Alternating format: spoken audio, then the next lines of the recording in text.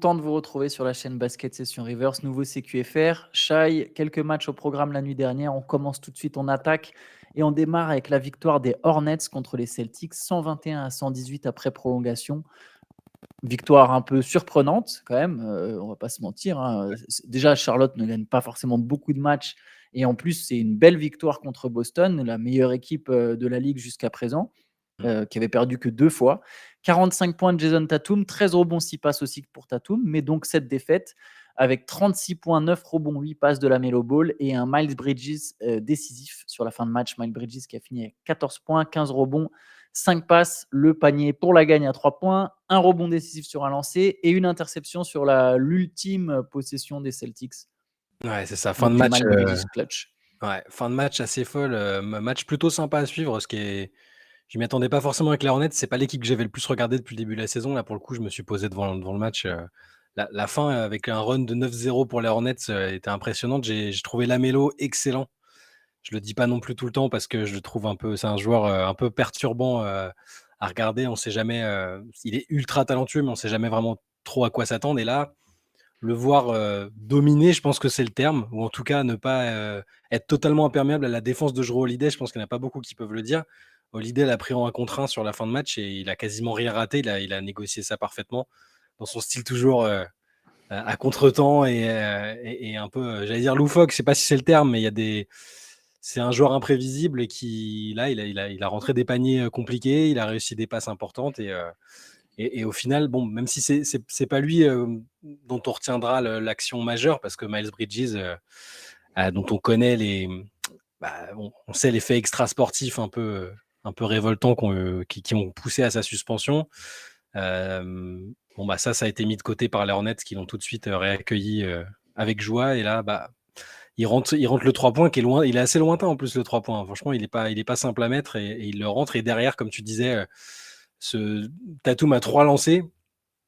C'est Hayward qui fait faute sur lui, je crois, hein, faute, un peu évitable de Gordon Hayward et 3 lancers, il met les 2 premiers et il rate le troisième. Bridges qui s'arrache et aussi l'interception aussi que tu mentionnais, sur une passe longue, pour peut-être une dernière tentative des Celtics qui a pas pu avoir lieu. Donc ouais, j'ai beaucoup aimé Lamelo surtout, que j'ai trouvé, très juste, enfin surtout la fin de match, même s'il a été productif tout du long et honnêtement regarder la fin, où enfin, qui peut dire, combien de joueurs peuvent dire, «J'ai pas eu ce souci face à Jrue Holiday», à part Jimmy Butler peut-être, je pense que Théo ne nous contredira pas là-dessus, mais ouais, impressionnant Lamelo. Mine de rien, les Hornets, ils ont quand même 6 joueurs de qualité. Enfin, c'est pas pour insulter les autres, mais ils ont quand même leur rotation de leurs 6 premiers joueurs est plus que correcte avec Mark Williams, LaMelo Ball, Miles Bridges, Excellent Mark Williams PG par bien joué. Washington, Brandon Miller, Gordon Hayward qui est très, très bon depuis le début de la saison. Bridges, au moment où il est revenu, les Hornets ont dit qu'ils lui donneraient un rôle important. Ils l'ont fait et il a fait 17 points, 19 points. Là, sur ce match-là, il en met 14 avec 15 rebonds en étant décisif. Après, je pense pas que Charlotte pourra vraiment faire un run pour le play-in, mais il y a une équipe pas si dégueu. Pour Lamelo, c'est un joueur qu'on a pu suivre tous depuis des années et des années parce qu'il était très exposé médiatiquement, parce que LaVar Ball, parce que Lonzo, son grand frère, était un prospect très suivi et du coup, il jouait dans la même équipe. Donc Lamelo, on a pu suivre sa carrière depuis quasiment ses 13 ans, 14 ans. Mmh. Et ce qui est fou, c'est que Lamelo Ball, il joue exactement de la même manière qu'à l'époque. Il joue toujours pareil. C'est-à-dire que quels que soient les adversaires en face, il a toujours eu ce style.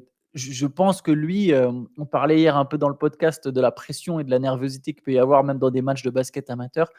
J'aimerais vraiment savoir si Lamelo Ball est nerveux avant un match et je suis honnêtement pas sûr. Il y a un espèce de décontraction, de détachement du résultat. Alors bon, bah, ça se voit, hein, les Hornets ne gagnent pas forcément beaucoup de matchs, mais c'est assez impressionnant. Et ouais, il a toujours le même style. Au lycée, il jouait comme ça. Il avait gardé la balle, il prenait des shoots super lointains, ça n'avait pas de sens. Et je trouve qu'il a progressé, mine de rien, il est de plus en plus fort près du cercle. Il absorbe de mieux en mieux les contacts. Mmh. Donc c'est un très fort joueur. Je sais pas, je pense qu'il y avait très peu de doutes à partir du moment où il avait fait sa saison en Australie. Il y avait très peu de doutes sur le fait que Lamelo Ball deviendrait All-Star. Alors bon, si, il avait des détracteurs parce qu'il y avait un peu ce délit de sale gueule, mais ça se sentait quand même que c'était un joueur qui Mmh. deviendra All-Star. D'ailleurs, il a été pris quoi, 3e position, donc c'était quand même un des top picks de cette draft. Je sais pas si c'est un winner, je pense pas honnêtement que c'est un winner et je me dis quand même, les frères Ball, c'est quand même tu vois, Lavar, il rêvait d'avoir ses 3 fils en NBA. Bon, il en a eu 2 sur 3. Je suis pas sûr qu'Angelo ait joué un match en NBA, je Non, crois je qu'il a crois joué pas, qu'en il a eu des J-League. contrats, il a eu des Ouais, contrats, courts, ouais, je crois que en J-League et des contrats, pour le camp d'entraînement. Mais du coup, en fait, il a Lavar, si ces 3 fils, tu les associes par contre, là, tu as un candidat au MVP. Parce que si tu avais un joueur qui avait le sérieux de Lonzo et le côté winner de Lonzo, le talent de Lamelo et la «solidité» entre guillemets de Liangelo, je peux lui donner que ça. Je suis désolé, je suis désolé pour lui, mais si le tu mets les casier 3 le ensemble, le casier judiciaire de Léon Dello.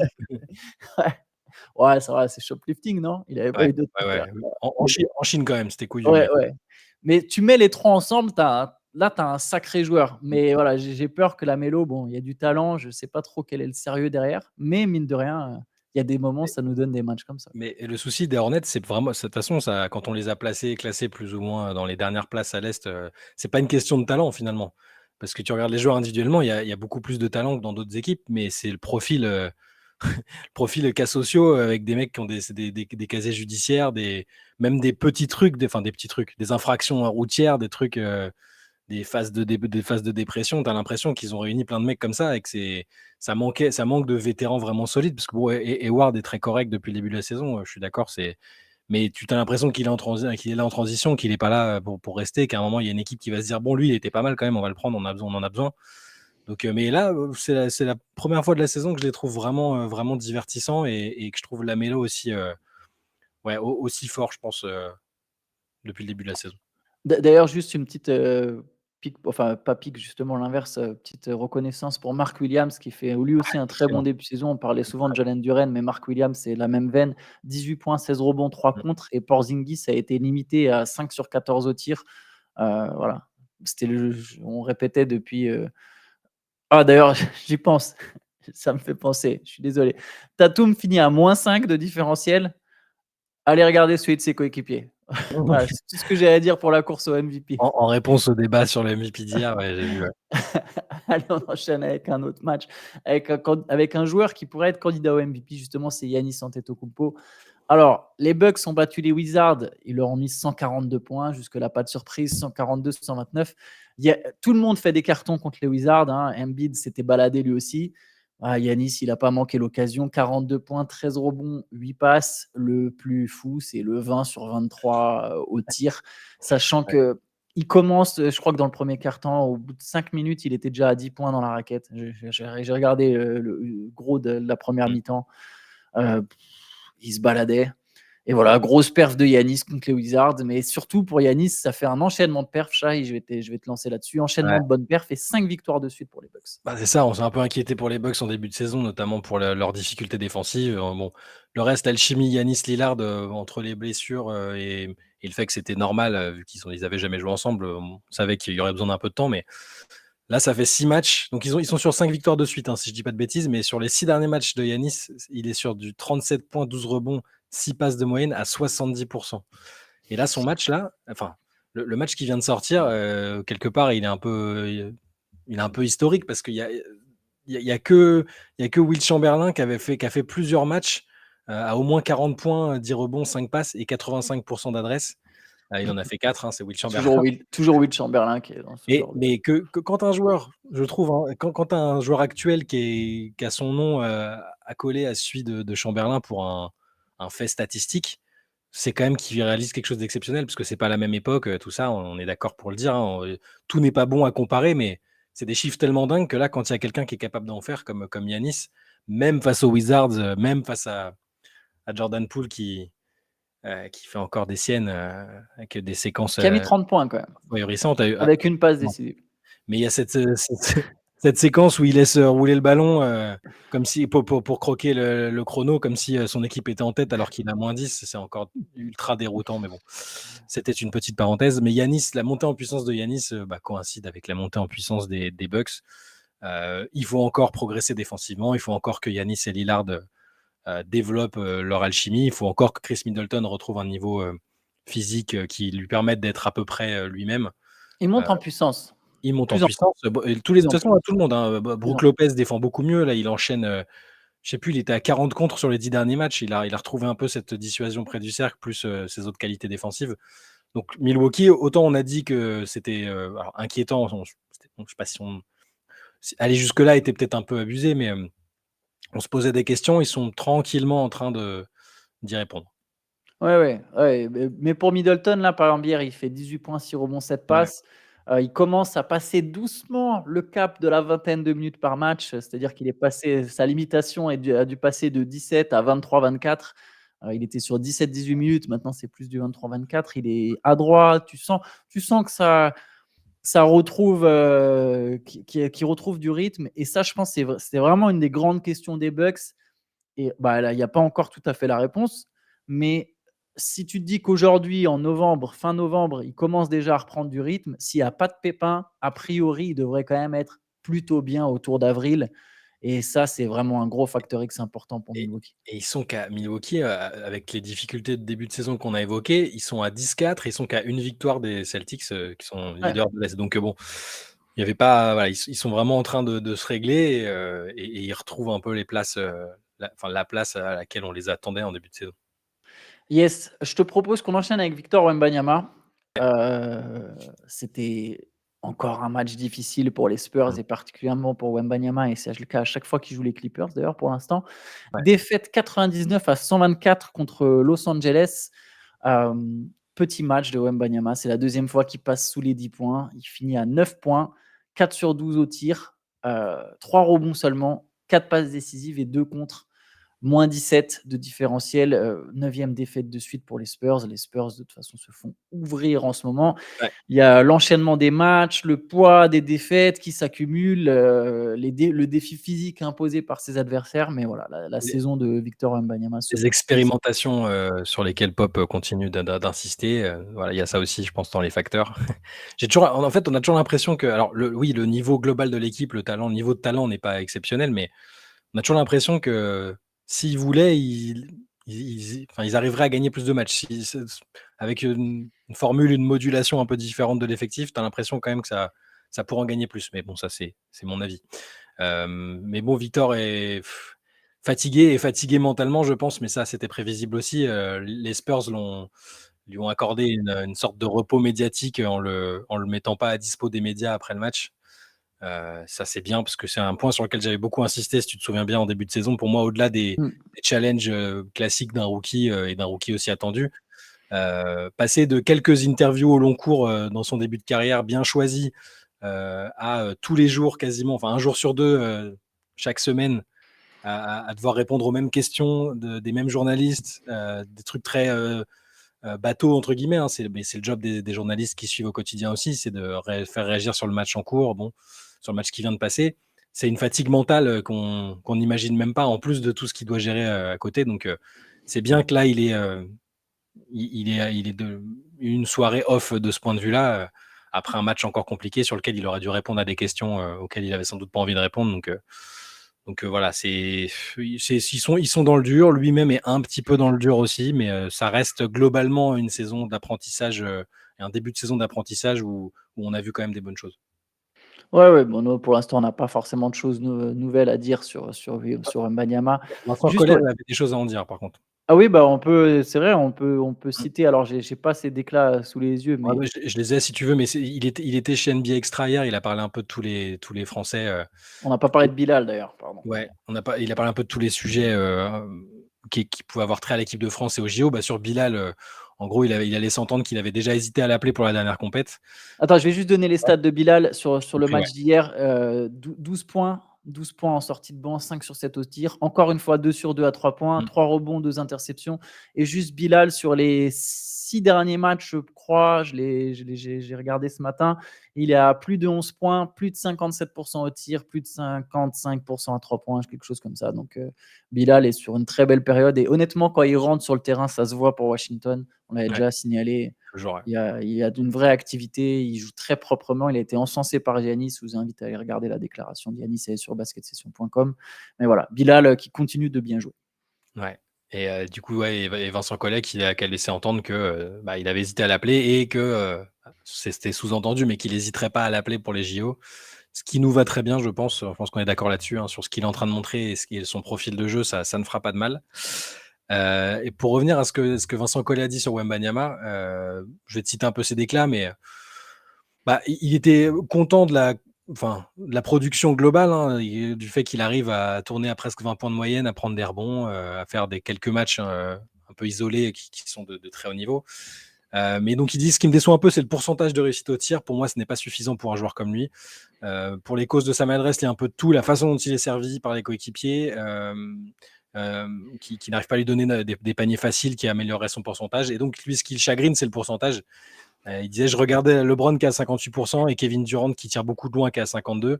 Et là, il y a vraiment une marge de progression pour lui de ce point de vue-là. Et il le mettait un peu aussi au défi d'améliorer sa prise de décision, son nombre de tirs par rapport aux passes décisives qu'il arrive à faire. Enfin, voilà, il a ciblé plein de trucs, c'était intéressant. Il le connaît très très bien. Ses difficultés du moment remettent évidemment pas en question sa participation aux Jeux Olympiques. S'il est en état de forme physique et mentale, il sera à Paris, ça fait aucun doute. Mais Bah, c'est intéressant d'avoir le point de vue de quelqu'un qui le connaît très très bien, et mieux même que Greg Popovich par exemple. Donc vu qu'il a eu toute une saison avant. C'est bien, je suis content qu'il ait fait la comparaison avec LeBron et Kevin Durant parce que justement, quand avant les premiers matchs de Victor Wembanyama, on avait fait une late session où on parlait un peu de ses stats Mm. et on imaginait ses stats et on avait vachement mis en avant le fait qu'on voyait justement, alors c'est pas nous, c'est tout le monde, hein, des pourcentages très faibles. Moi, je suis absolument pas surpris, enfin très faible. Je suis pas surpris que Victor Wembanyama manque d'efficacité et LeBron sur sa première saison, il est à Mm. 43% au tir et 29% à 3 points. Et Kevin Durant, sur sa première saison, il est à 43% au tir et 28% à 3 points. Je pense qu'on ne peut pas comparer Wembanyama avec Tim Duncan ou David Robinson qui sont des intérieurs complètement différents. Ouais. Comparé à Kevin Durant, à des grands longs qui ont du skills. Tu pourrais comparer en partie à Porzingis, mais je pense que Kevin Durant, c'est un bon indicateur, parce que de toute façon, Wembanyama, je pense qu'il rêve de devenir Kevin Durant avec 10 cm de plus. Ouais. Donc voilà, Kevin Durant était maladroit à ses débuts. Victor Wembanyama sera maladroit. Il y a des moments dans la saison où peut-être qu'il trouvera un peu mieux ses spots. Mais pour l'instant, il faut s'attendre à des 8 sur 20, des 4 sur 13, voilà, des soirées comme ça. Et puis il y a des soirs où ça ira un peu mieux. Et c'est les soirs où il met 28-30 points, quoi. Ouais. Ah oui, juste sur les Clippers, j'ai vu un truc qui est intéressant parce que c'est une théorie, c'est pas ma théorie d'ailleurs, mais sur Westbrook et sur qui sort du banc. Il y a de plus en plus, on verra si on aura le fin mot de cette histoire, mais une espèce de rumeur qui monte comme quoi en fait ça vient pas de Westbrook. Ça, c'est juste un PR move de la part des Clippers Mm. pour que justement Westbrook puisse en sortir gagnant, mais qu'en vérité, c'est juste une décision du front office. Parce que pour moi, je le répète, c'est une décision logique. D'ailleurs, Harden hier est à plus 17 et les Clippers ont gagné 2 matchs depuis qu'il est titulaire. Et Westbrook donc n'aurait pas choisi. Et ça expliquerait aussi pourquoi, après le premier match où Westbrook est sorti du banc, qui a été un match difficile, Westbrook n'a pas voulu parler à la presse, en fait. C'est Mm. étonnant, c'est ton move, mais tu veux pas en parler. Donc c'est possible qu'effectivement, ça vienne pas tout à fait de Westbrook. Et voilà. Et il y aurait sur le fait que Westbrook soit même pas complètement le sixième homme, mais que ce soit en partie Norman Powell. Et hier, Norman Powell, pour le coup, a joué 30 minutes. Westbrook en a joué 25. Mais bon, Westbrook a fait une bonne entrée. Moi, je pense que ça va bien marcher, Westbrook, avec des remplaçants. Il a ce côté unificateur en mode voilà, nous on y va, ça c'est nous, notre escouade, nous quand on rentre, on déglingue tout. Il aura la balle, il a carte blanche complète. Autour de lui, il y a des shooters. Je pense que c'est vraiment parfait pour lui. Mais voilà, je tenais juste à vous partager ce petit truc sur le fait que ça viendrait peut-être pas complètement de Westbrook, l'idée de sortir du banc, quoi. Ouais. On va attendre quand même Enfin, les Rockets étaient sur une bonne série, hein. Quand les Clippers ont battu, ils étaient vraiment bien. Mais je les considère pas comme des vrais challengers à l'Ouest. Et les Spurs, n'en parlons pas. Donc au même Ouais, titre que Dallas, que je mets un peu personnellement au défi de battre des équipes plus compétitives, j'ai besoin, ces Clippers nouvelle version, j'ai besoin de les voir être vraiment bons et gagner des matchs contre les équipes plus fortes avant de dire oui. c'est bon, ils ont trouvé le bon truc, tu vois. Oui, c'est clair, il faudra des tests, mais bon, mais en tout cas, au moins, ils sont d'ailleurs, leur prochain Oui, match, non, c'est à nouveau contre les Spurs. ouais, c'est Heu, vrai. on peut enchaîner on peut enchaîner un peu en bullet sur tous les autres matchs. Les Warriors ont mis fin à leur série de 6 défaites de suite, victoire justement contre les Rockets pardon, 121-116, gros match de Stephen Curry qui a mis 32 points.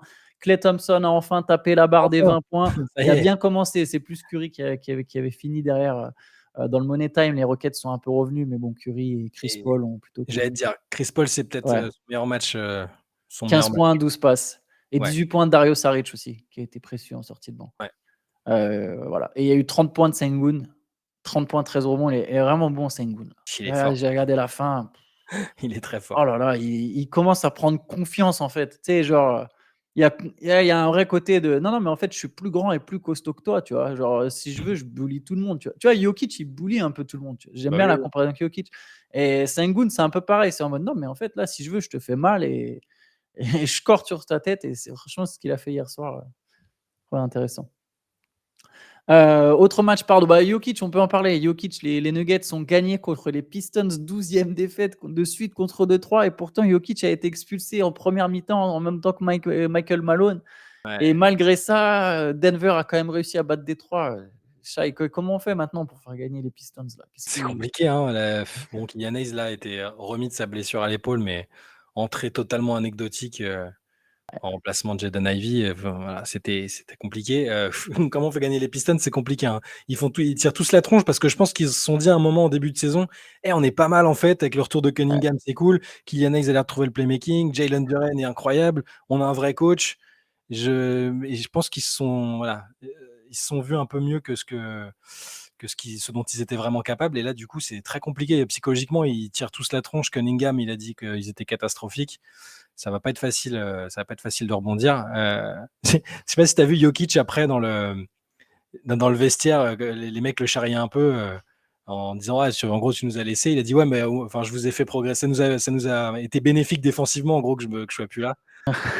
C'était au moment où il remettait la chaîne du meilleur défenseur, c'est comme ils font à chaque fois là. Il a remis à Caldwell Pope et il a dit: «Ouais, en gros, bah, c'est parce que défensivement, je vous ai ça a été une pas là plus-value pour que prendre de des vous expulser, quoi». Caldwell Pope qui a d'ailleurs mis 20 points, 21 points de Reggie Jackson. Bon, les Nuggets sont toujours le sourire. C'est la 10e victoire en 14 matchs pour, Ouais. pour Denver. Victoire de Miami contre Chicago. La fin approche pour les Bulls. Je sais pas si tu as vu, j'ai vu un tweet comme ça hier avec leur calendrier. Ils ont Ouais. un gros calendrier à venir. Hier, ils jouaient Miami, c'était à Chicago, mais Mmh. Miami l'a emporté assez facilement, 118-100, 23 points, 11 rebonds pour Bam Adebayo, 22 points pour Duncan Robinson. Bon voilà, 19 points pour, Rémi Raquez. Rémi Ouais. Raquez. Le 8e rookie en victoire 8e victoire en 9 matchs pour Miami, hein. Ouais, ouais, Miami qui est monté en puissance après avoir mal débuté. Et pour Chicago, et voilà, là, le cas Lavine commence à être problématique parce qu'il a quand même l'air de sacrément faire Il la score tronche. même plus.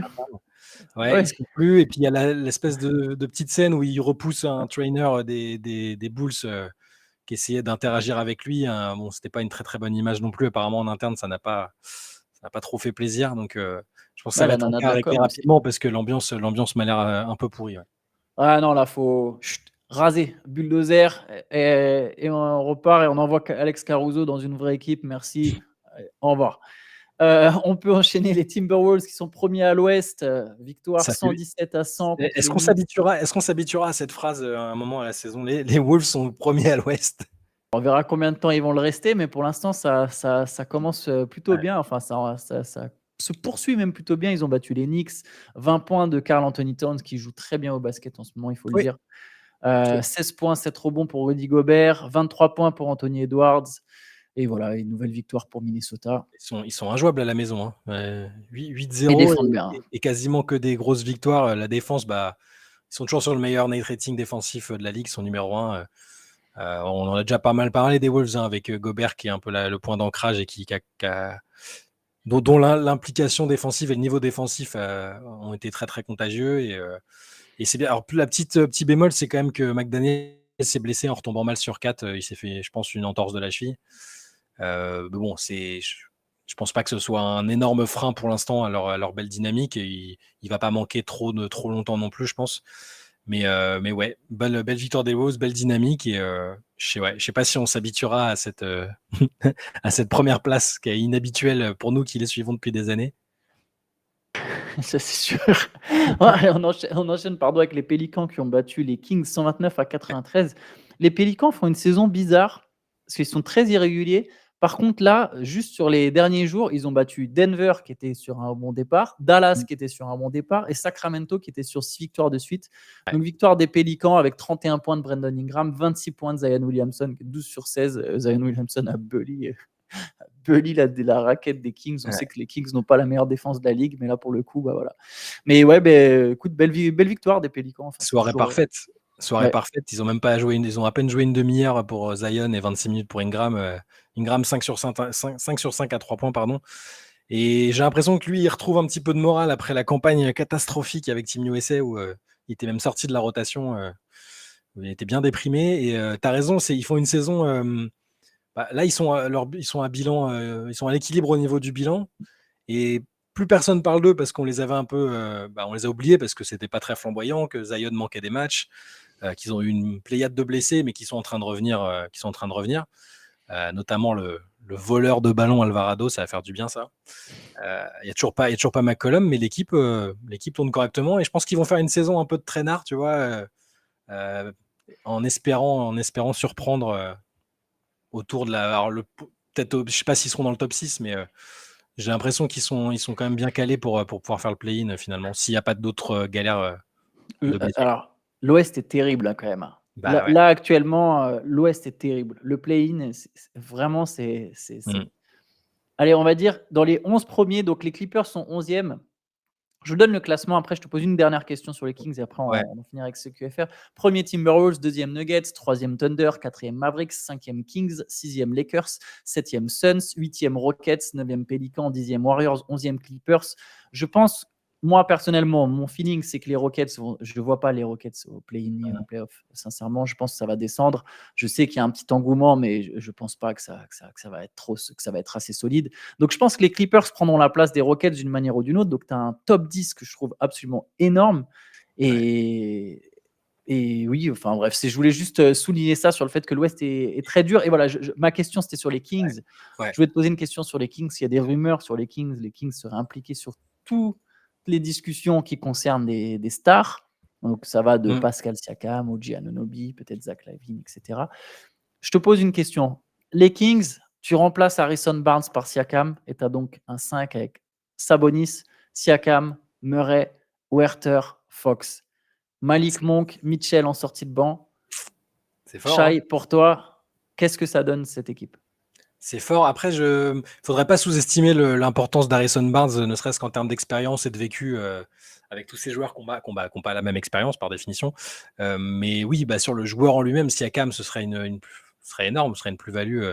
On n'arrête pas de dire depuis qu'il y a les rumeurs, depuis que Toronto est en semi-reconstruction, phase de transition, qu'on a un peu envie de voir Siakam dans d'autres endroits et qu'il leur ferait passer un cap, que ce soit aux Hawks, aux Pacers, on avait évoqué ça un moment. Pour les Kings, je pense que ce serait du même ordre. Alors, je dis pas que ça les ferait passer dans une galaxie où ils iraient disputer la première place, quoique c'est pas impossible. Hein, le classement est serré et ils ont plutôt bien démarré. Juste par contre, qu'est-ce qu'ils utiliseraient pour faire venir un gars comme Siakam, quoi? Des pics et Barnes. Barnes, le contrat de Barnes et des pics. Pas impossible, peut-être mais j'ai aussi l'impression qu'ils aiment quand même bien leur équipe, qu'ils se sont dit l'année dernière qu'ils n'étaient pas passés loin de sortir. Apparemment, ils sont prêts à vraiment être dans toutes les discussions pour des stars. Pardon, excuse-moi. Non, mais tu fais bien de préciser. Après, faut toujours voir d'où vient la source et est-ce que c'est pas un agent qui a un ou deux joueurs dans les rumeurs, impliqués dans ces fameuses rumeurs qui veut un peu faire monter la sauce, mais c'est très possible. Et bon, et ce serait, s'ils veulent passer un cap, pourquoi pas. Si c'est Siakam, c'est bien. Si c'est les autres, Anunoby défensivement, ce serait bien quand même. Lavine, je ne sais pas si ce serait très utile pour eux par contre. Je suis d'accord avec toi. Moi, je pense par contre en fait que tu rajoutes Siakam. Alors, Siakam, Anunoby, ça les fait progresser aussi. Mais je trouve ce qui est injuste, mais si les Kings font un move de ce type pour faire venir Siakam, ou après, voilà, il y a d'autres joueurs que je n'ai pas cités, mais qui seraient des All-Stars en dehors du top 15 de la ligue, je trouverais ça beau et ça montrerait leurs ambitions. Mais ironiquement, en fait, je me dis que même avec Siakam, bah, peut-être les Kings, ouais, ils peuvent peut-être aller au second tour, mais j'ai du mal à imaginer plus. Après, c'est ce qu'on dit souvent, une fois que tu es au second tour, tu sais jamais ce qui peut se passer. L'équipe en face, elle a un blessé ou il y a une série, Mmh. ça a un bon match-up ou tu trouves une espèce de formule et tu gagnes la série. Mais j'ai peur que je trouve injuste, c'est que j'aime bien cette équipe, j'aime bien la dynamique qui se crée, mais je me dis que même si tu rajoutes un mec comme Siakam, bah, je pense pas qu'ils peuvent gagner. Enfin, tu vois, je les vois pas gagner l'Ouest, quoi, ni le titre NBA. Ça augmente pas démesurément leur plafond, mais ça les rend, clairement leur difficulté aussi, ça a été un peu c'est une équipe très, très offensive. C'était une équipe très offensive l'année dernière. Siakam, il est un peu all-around quand même. Il est capable de bien défendre, il est un peu playmaker. Il apporte des choses quand même qui sont très, très intéressantes et tu perds pas en expérience parce que c'est un mec qui a déjà gagné le titre. Donc pourquoi pas. On va surveiller les Kings de toute façon. On va voir si la rumeur est vraie, s'ils sont vraiment, destinés à être hyper actifs sur les stars. Ça va être intéressant de les suivre. Yes, d'ailleurs, une date clé à retenir pour tous ceux qui sont fans de transfert, le 15 décembre, parce que c'est le moment, c'est la date à partir de laquelle les joueurs qui ont été signés pendant l'intersaison sont susceptibles d'être à nouveau échangés. Donc, en fait, c'est l'ouverture officieuse du marché des transferts. Ouais. On va se laisser là pour aujourd'hui. On a fait long. On se retrouvera demain pour un nouveau CQFR. Ce soir, il y a une LED session à 23h sur Twitch. Vous connaissez le rendez-vous. Voilà. Donc, n'hésitez pas à passer. Et ben, écoutez, bonne journée à tous. Ciao, bonne journée. Ciao.